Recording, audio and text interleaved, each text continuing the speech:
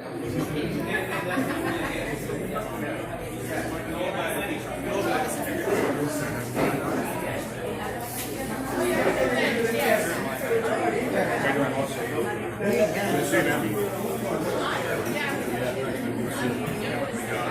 everyone, if I can have your attention.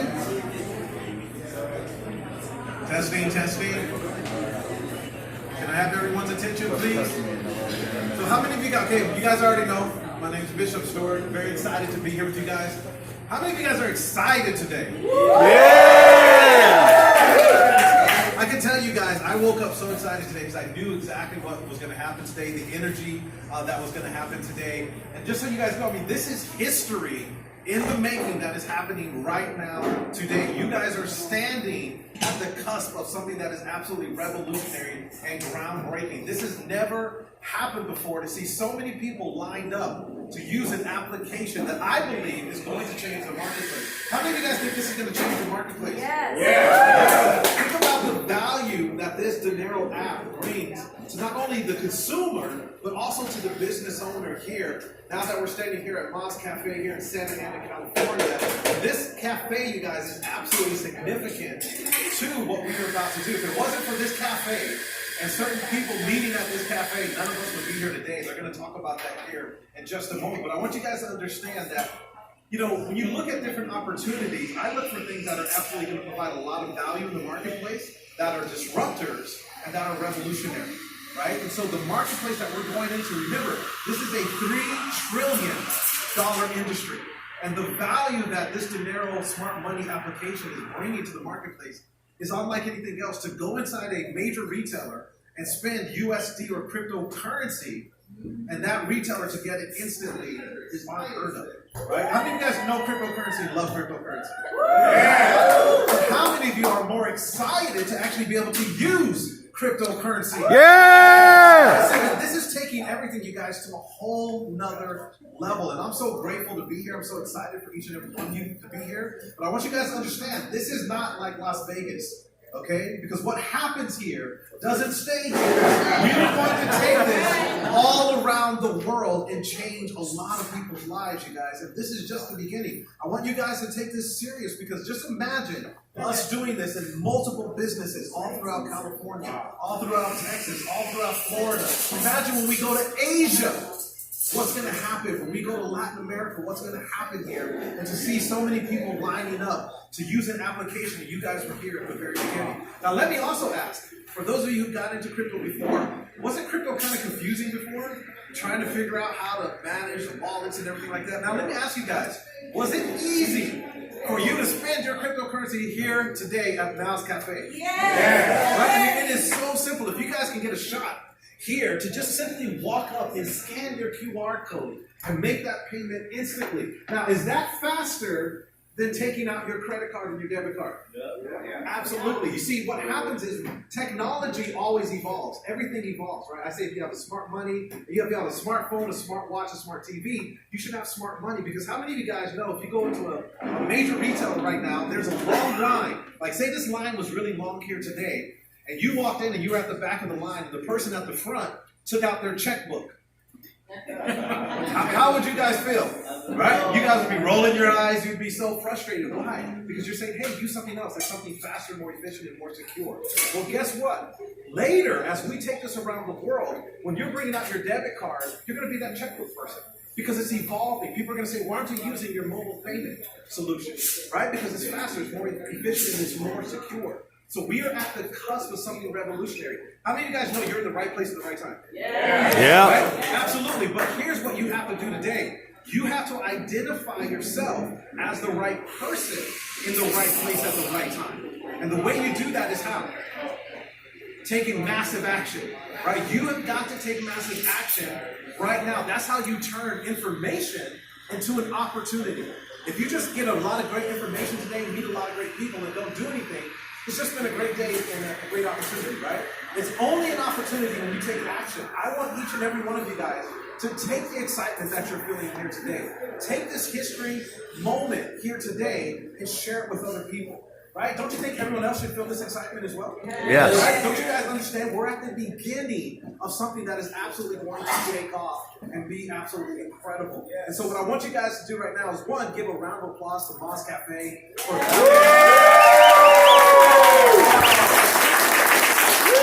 be here today. And I gotta tell you guys, this coffee is incredible. And what I'm calling this now is, this is crypto coffee day. Okay? So this is our crypto coffee, because people are buying this coffee with cryptocurrency, and it's never happened before. And so what I want you guys to do is really pay close attention to the people that I'm about to bring up here today. They're going to share with you how significant this event is here today and why we're here today. And it's bigger than what you guys think. It's not just you're paying with the Dnero app. There's a reason we chose to be here today. So what I want to do is bring up the gentleman that without him, none of this would be happening right now.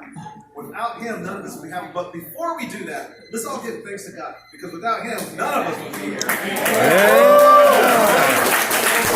we always want to acknowledge God first, but God gave the vision to certain gentlemen that actually ran with that vision. And now we're all here.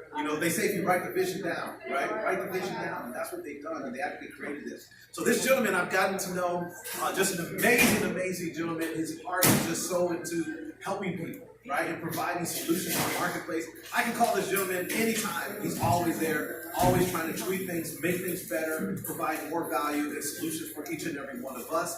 I can tell you guys, this guy is a hard-working man. You guys know I work hard. This gentleman absolutely works hard for each and every one of us, and I'm so thankful that he is our CTO. He is leading the tech team and helping them actually bring things to the marketplace. So without further ado, let's please give a round of applause for Mr. Charlie, the man with the plan. Come on, Charlie.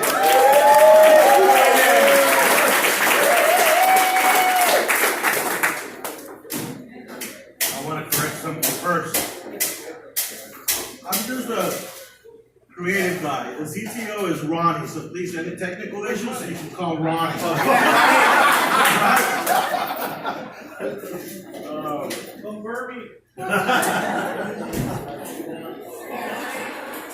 going to start with a philosophy that I actually learned this last few years.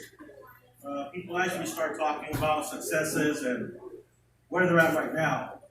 And very few times do we get to talk about failure. We're embarrassed or ashamed of talking about our challenges and obstacles and failures, right? And it's in those moments of our darkest hours where we actually we're tested to see what we're really made of. And boy, I can share with you stories that would last all day, but since we only have a few minutes, I'm going to summarize how all this and why you guys are actually here at Maz Cafe are actually first merchant to utilize this amazing technology. Woo! All right? There's this word called synchronicity in the English vocabulary. What that means, it's a simultaneous occurrence of events that they may appear significantly having a relation, but they have no causal connection. And it can be translated to many as coincidences, divine intervention, the cosmos of the stars aligning, the times and people meeting and making things happen, right? And I'll circle back to this because it's not myself why this thing became to a reality. It's actually a group of different individuals and occurrences that happened and occurred for us to be here. That had no relation and no connection whatsoever because we didn't know each other, right? And how we came about, also there's big stories behind that, right? About 4 years ago, I went through this horrible divorce. We had actually attempted to develop technology where a public company didn't have honest, transparent people behind it. Pretty much just took that company and technology into nothing. And in that particular year, not only did all our dreams shattered and all our hard work of 4 years of development came to nothing, court battles, and going through a divorce as well. The stress got so much that I actually had a heart attack. I was 38 at the time, ended up here at UCI Hospital. They actually have a picture of me there because they said I was the youngest male with the heart attack, right? Wow. Well, I didn't listen to the doctor because I'm hard-headed. And they said that they needed to do an open heart surgery and all this stuff. And I said, nope, I'm out of here. And I had to sign this release. And I left. Well, 2 hours later, I was back in there. Collapsing, right? So I did an emergency procedure. I got 2 stents. And the funny thing that was there is the day that I was getting released, I remember saying, starting all over. Like, I got no home. The wife is gone. My daughter, who was 10 at the time, said, Dad, I want to be with you. Like, I want to be with you. I'm thinking, shoot. I called Ronnie, which I don't know where he's at. Where is he? There he is. And I said, Ronnie, what are we going to do? He's always like the optimistic, right? Because he's like, oh, everything's fine, everything's chill. He never worries, never stresses, doesn't sweat. Dude, don't worry. We'll get back on our feet again, right? So here I am, and I'm thinking, okay, well, one way or the other we will, right?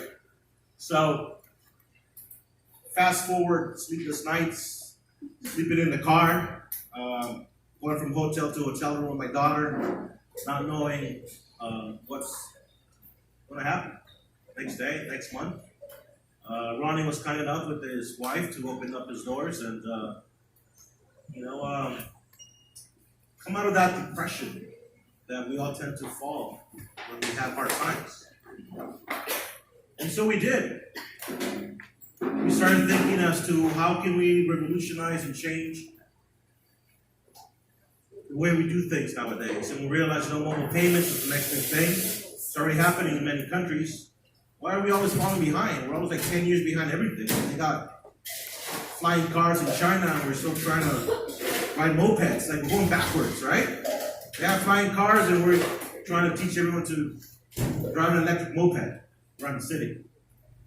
So it was here where we started meeting, because we started going to some Starbucks and it was just too loud. They didn't have an environment where you meet other people and get creative and motivate one another. And Santa was creating an idea where here in this cafe you can come and do some co-working and meet other like-minded individuals or people that had ideas or want to get things off the ground and sort of collaborate. So Ronnie and I would come here and just chicken scratch on paper and sketch things out and think what's next. We kept on hearing that blockchain and cryptocurrency was the next big thing. I told Ronnie, no, dude, let's not get into that. That's I don't know, that sounds like too far out for me. I don't understand it. And Ronnie's like, no, we should get into it. And we were like, no. So we became like anti-crypto people, right? Like, no, we want to hear about crypto. And little by little, time we would hear about cryptocurrency. And Dell announced they were using accepting Amazon and but we still didn't quite understood it, and we tried to stay away from it.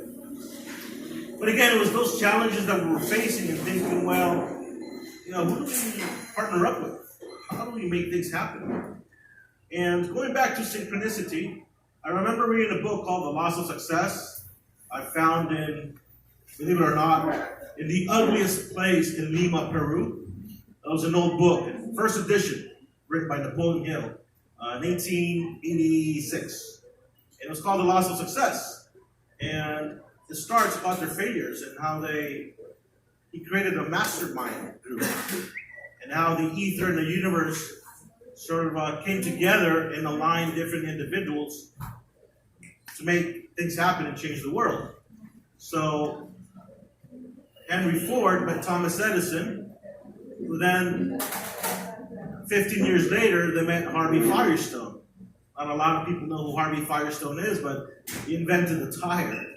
But see, he started with what we call failure because he thought he had failed. He was trying to make an adhesive glue. where you would stick to no matter what. And it wasn't. He created this gummy, gluey, rubber stuff and we thought it was garbage. But Henry Ford and Thomas Edison had partnered up already. And Henry had created the Model T, and Thomas Edison was creating the carburetor. So that way you can go ahead and stick some metal piece and turn it to the right and the engine would ignite and off you go, right? Well, they had steel wheels. So when they would ride, the rocks in the road would be bumpy. And but that's what people had then, right? And they thought it was the next best thing next to Coca-Cola. So they found Harvey, who was depressed, sitting on a bench. It was a New York call. They had a big symposium for inventors, and he couldn't make it because he had failed at what he wanted to do. And when they approached him, they asked, "Hey, what's going on? Why do you seem down?" They asked him. He said, "Well, you know what? I told him what happened with this project." And told him, "You know, why don't you hop on and take us to your shop, to your barn, and see what you have." And at first he thought, "Hey, Mr. Henry Ford, don't tease me."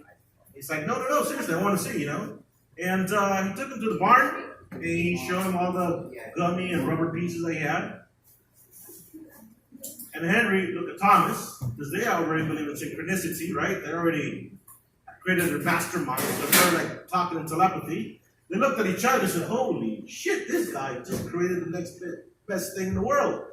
Harvey thinks like, "Wait, what are you talking about? What are you going to use this for?" It's like, "Dude, come here." The word dude didn't exist back then, but I can imagine today, right? It's like, "Dude, get over there." So gather all that rubber stuff. So what they did is they tied it around the wheel, and off they went. And they said, "Harvey, just created such an awesome invention." Because someone's failure is someone else's success.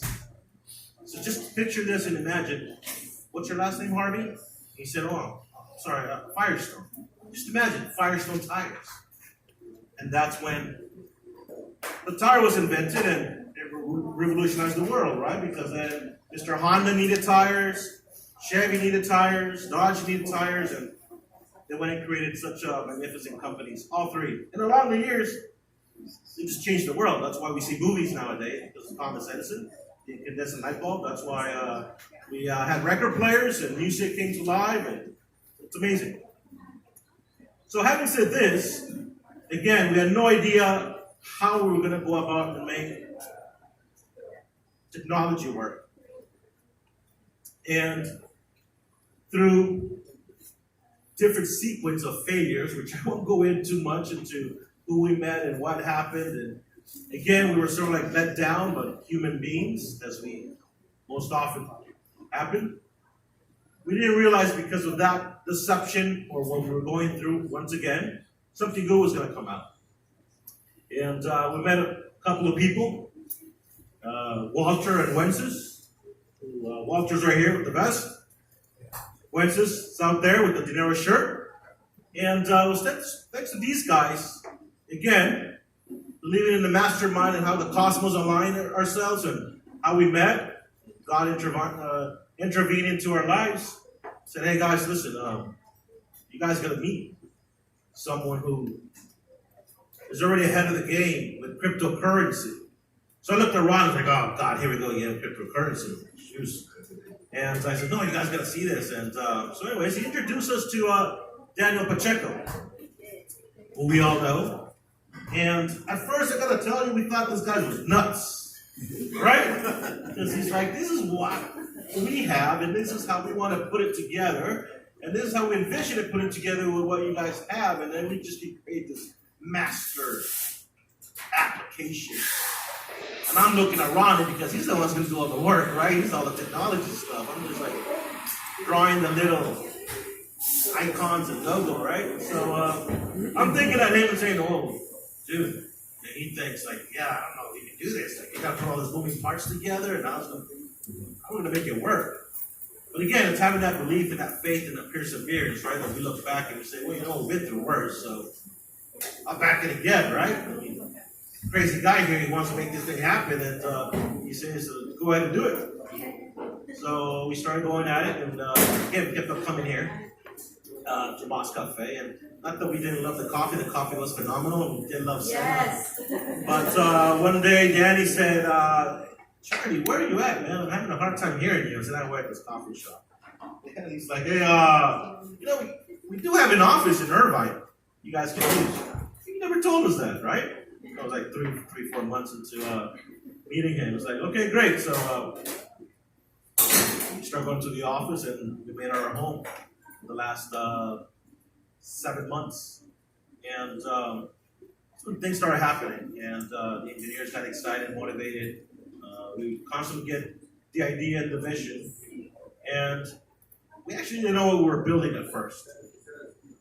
Danny, those kind of guys, I know you have seen the documentary and the movies on Steve Jobs, where he never really quite told that team and this team and that team what they were doing, right? And at first, people think like, well, what are we really doing? It wasn't until the very end when it was one of those days that we had to show progress and update what's happening behind the scenes. And as we were explaining to Danny Pacheco how it worked, how things were connected, it wasn't until then that it dawned on us, and we're like, oh, I see where we're going. I see how this is supposed to work. Because what he had done is now created a coin. We're able to swap it with over 100 cryptocurrencies that are out there in the world. And now convert it into fiat, so that way merchants like Senna and many others can now easily accept whether it's cash or whether it's cryptocurrency. And that was the aha moment, right, for us. And we became crypto enthusiasts, right?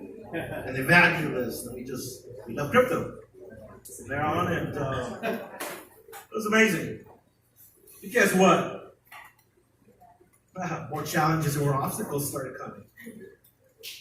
Banks didn't want to work with us. They were scared of crypto, still are. We got the application approved with Google. We got the first rejection from Apple. All right, let's just tweak it. We got the second one. Let's tweak it again. By the 7th rejection, I was frustrated. And I just didn't understand why it was happening. And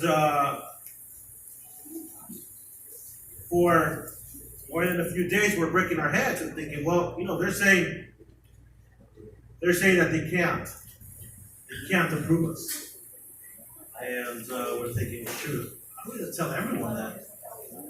All the iPhone users can't use Dnero. This is impossible. No, you can't give up. So I start pounding away on the keyboard politely, and I'm telling the lead developer at Apple, saying, as a matter of fact, I shared the notes back to Caroline. I'm like, I'm just frustrated. I'm irritated. And this is Apple, the leading company of the world. And can't understand how simple this application works. And we made it to where my 12-year-old understands the application. And they can't really do anyway. So after I blew some steam, we get a phone call. This is typical. We don't call the developers because it's all done via the portal. But we appreciate your frustration, understand the frustration, and tell you what, why don't you explain it to myself, and Ms. Chris, and a couple of colleagues. And no matter how much we explained it, these guys just couldn't understand how the parts were connected, how we changed back to fiat, and how the funds are protected for the merchants, and the use of the flow of funds for the consumers. So then they said, listen guys, why don't you come over and do like a whiteboard session? Can you guys be here tomorrow morning? Sure. So flew out there the first time, and we explained it on the whiteboard. They said they'll get back to us. I flew back, and 2 days later, he says, yeah, unfortunately, it's just not going to work for such specific reasons. And I said, what part didn't you guys understand? I said, yeah, you know what? We understood it as engineers, but compliance and legal, they just don't get it. well, give us the opportunity to meet with them, because we only met with you guys, and you guys are the tech guys. And they're the ones that are turning it down and saying no, so it's okay, can you guys, when can you guys show up? So we scheduled for the following week. And drove up with Ronnie that night. We took off. It was like, actually, I wanted to take off earlier, but his wife told him, no, you can't leave till after you change the diapers on the baby and help the feed. And so we left around 9, 10 o'clock at night, and we drove this time, right? Because we looked at the tickets were like $800 round trip. Like, it's just 5 hours away. This is driving from Bertino. And, when I used to be 20, 30 years old, I used to be able to hop in the car and just drive for miles with a passion, right? To get the car and take off. I'm 42, and I'm falling asleep. It's 11 o'clock, and I'm like, I should be in my bed. Like, is this worth it? I mean, like, what are we doing here? What are we explaining to these guys? They're going to turn us down. They're going to say no. Should we just, take the whole cryptocurrency aspect out of it and just make it cash? But then how are we revolutionizing the world? And all these doubts and fears start creeping in again, as many of you entrepreneurs and business owners can relate to this. So you start doubting. You start doubting yourself. You start doubting what you created, your product, your service, your idea. And then you're in fear. You're fearing the worst. And I remember Ronnie was nodding and falling asleep. And I'm thinking, well, this guy's supposed to keep me awake. And he hates the music that I play because the only thing that keeps me up is Air Supply or Chicago romantic music where I can sing loud and I pretend I'm singing to a stadium, right? But he hates romantic music, and so the radio's off, and I just remember looking at it and I'm thinking, Ronnie, dude, is this worth it, man? Why are we driving at, it's midnight already. I'm falling asleep. By the time we get there, it's 2 in the morning, we have to be up at 7. What do you think? And believe it or not, guys, it's you gotta ask him, and he'll tell you exactly. I'm a storyteller, right? Ronnie's not. He's more of just engineer, logic, false, true, algorithm type of guy. He'll tell you things how it is, but this is his exact words were, Carlos, I don't know, what do you want me to say, dude? What do you want me to do? Should we just ask God to give us a sign? And as we were driving, passing Bakersfield, and on his overhead, there's a big sign with neon light, and it said, "Stay on the Pacheco Road." I looked at Ron and I'm like, dude, did you see that? Yeah, I can't believe it. I was like, oh my God. And we're just laughing. We are cracking up for I think it was an hour still on the road, and we're just looking at each other, just laughing our asses off. We're like, we can't believe it. It's dude, if you wanted a sign, how big can it be right there? I guess we gotta just continue pushing and, believing on Danny Pacheco's vision, because that's the sign. So we get there early, and Carla had booked us in this wonderful hotel. We had told her, hey, listen, just put us in Motel 6. And we walk in, it was the Fremont, right? Damn, this looks like a museum.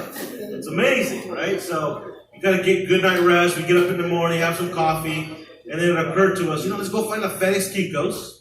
And why don't we just print out the small 8.5 version of the flow of funds, and we just kid-proof it so a 10-year-old can understand it, and we blow it up in one of those architecture paper, right? With those plans, the blueprints. We go to Kinko's and the guy's like, yeah, you usually need about a day for that, sir. You don't understand. We need it now, within the hour. We'll pay whatever. He's like, yeah, no, it's not about the money. It's a matter of the dimensions. I don't know if our desperate faces, I don't know, it could have been divine intervention again or synchronicity, but the guy's like, yeah, why don't you just give me this blue stick, the USB stick then, and I'll do it myself. And sure enough, the plotter machine was huge. And that thing came out beautifully.